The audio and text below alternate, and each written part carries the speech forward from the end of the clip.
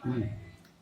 Hello, good morning to all the students of the class 12th and first years. आज हम grammar का third chapter transformation of sentences प्रारंभ कर रहे हैं। ट्रांसफॉर्मेशन क्या होता है और कैसे किया जाता है?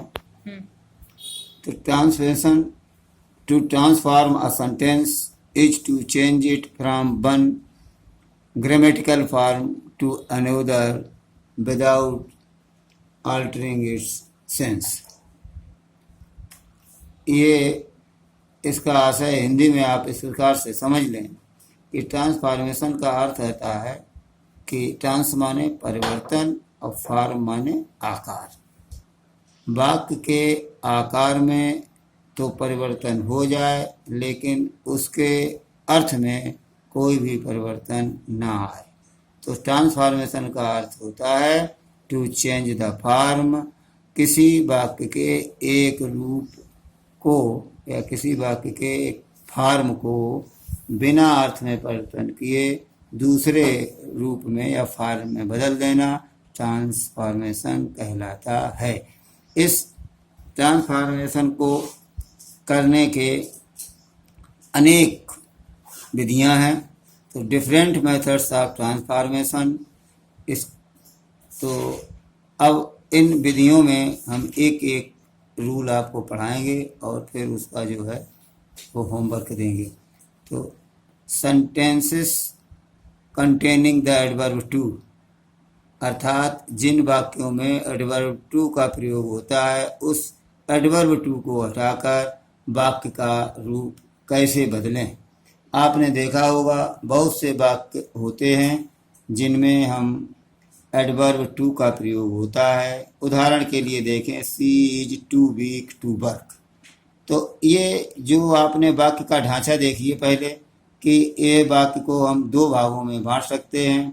पहला तो जो है adverb too, she is too, ये टू है, टू के बाद एडजेक्टिव का प्रयोग हुआ है और एडजेक्टिव के पश्चात इन्फिनिटिव वर्ब का प्रयोग हुआ है। तो वाक्य के ढांचे को सूत्र रूप में कह सकते हैं two plus adjective plus infinitive. तो टू के बाद एडजेक्टिव का प्रयोग होना, ऐसे वाक्यों में हम परिवर्तन के लिए क्या करते हैं कि जब हम इसका परिवर्तन करते हैं तो साधारणतः जो है ऐसे वाक्य कम्प्लेक्स सेंटेंस में परिवर्तित होते हैं। तो इसमें सबसे पहले एडवर्ब टू, जैसे आपके यहाँ अभी हमने बताया ऊपर she is too weak to work hard, तो एडवर्ब टू इसको हम सो का प्रयोग करते हैं। तो सी इज सो वीक, ठीक है, और फिर एडजेक्टिव जो वीक आया है इसके बाद दैट लगा देते हैं और उसके पश्चात हम ये इन्फिनिटिव टू है इसे हटा देंगे और जो पूर्व में प्रोनाउन या प्रोनाउन जो आया हो, नाउन आया हो, उसके स्थान पर उसी प्रोनाउन का प्रयोग दैट लगा के यहाँ कर देंगे। दैट का प्रयोग करते हैं। दैट के पश्चात ही see it they I B में कोई एक पहले क्लास के कर्ता के अनुसार ही प्रयोग करते हैं और टू के स्थान पर हम प्रेजेंट टेंस का वाक्य है तो कैन नॉट लगा देते हैं और अगर पास्ट टेंस का वाक्य है तो हम कुड नॉट का प्रयोग करते हैं। उदाहरण के लिए आप समझें, he is too old to run, तो ही इज ये प्रेजेंट टेंस का वाक्य है तो ही इज टू की जगह सो हो गया, सो ओल्ड हो गया। अब आप देखा आपने ओल्ड के बाद दैट लग गया और दैट के बाद हमने जो यहाँ प्रोनाउन ही आया है उसको लगा दिया तो he is so old that ही, और टू के स्थान पर इज है इसलिए कैन नॉट लगा दिया तो he is so old that he can not run. इसी प्रकार से दूसरा वाक्य देखें, the father was too weak to control his sons, तो the father was so weak, that weak के बाद दैट, फिर ही फादर के लिए ही, और चूंकि पास्ट टेंस है तो could not control his sons. कभी कभी ऐसा होता है कि ये वाक्य जो है पैसिव वॉइस में भी आ जाते हैं, तो यदि ये वाक्य पैसिव वॉइस में आए तो इसका ट्रांसफॉर्मेशन भी पैसिव वॉइस में ही किया जाता है। जैसे the house is too costly to be purchased. आपने देखा द हाउस इज टू माने यहाँ पर टू की जगह सो कॉस्टली दैट।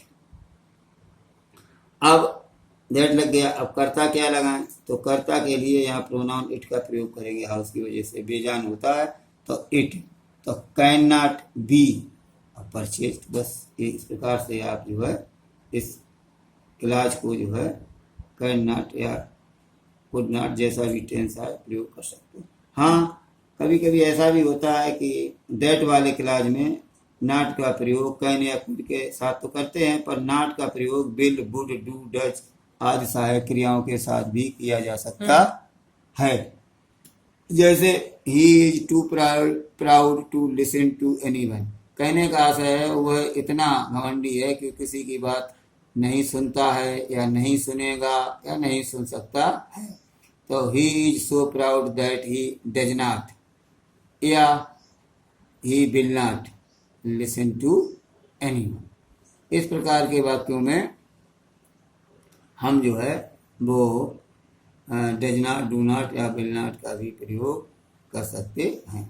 हाँ, नेक्स्ट नंबर रूल नंबर 2 में यदि टू के पश्चात इन्फिनिटिव नेगेटिव हो, माने वाक्य जो है टू के पश्चात आप देखें कि इन्फिनिटिव टू जो है नेगेटिव आया है, नॉट टू आया है, तो इस वाक्य को ट्रांसफॉर्मेशन करते समय नॉट का प्रयोग हटा देंगे इसमें से। जैसे he is too intelligent not to solve all the problem, तो ही इज टू की जगह सो हो गया, सो इंटेलिजेंट, फिर इंटेलिजेंट दैट आ गया, फिर ये प्रोनाउन उठ के ही आ गया। अब कैन नॉट लगाते थे तो कैन नॉट लगा कर खाली कैन लगाएंगे, that he can solve all his problems. Third number, यदि वाक्य का कर्ता इट अथवा बेजानदार है तो उस वाक्य में प्रयुक्त वाक्यांश है। वाक्य का कर्ता जैसे इट है या बेजानदार है, तो ऐसे वाक्य को हम जब बदलेंगे तो उसमें वाक्यांश फॉर मी आ जाए तो हम उसकी जगह पर आई का प्रयोग करेंगे, फॉर हिम की जगह ही का करेंगे, फॉर अस की जगह बी का करेंगे, फॉर देम को दे में बदलते हैं। जैसे the tree is too high for me to climb, तो the tree is so high, अब फॉर मी हट गया, इसकी जगह आप लगेंगे that I can not, me को आई में बदल दिया तो आई कैन नॉट क्लाइंब। ऐसे ही इट वाज टू हॉट, ये सब ये जो है बेजानदार करता है, द ट्री है, इट है, तो it was too hot for him to go out, तो it was so hot that, अब फॉर हिम की जगह हो गया he could not go out. Thanks. अब कल जो है इसके आगे के रूल्स बताएंगे फिर हमारे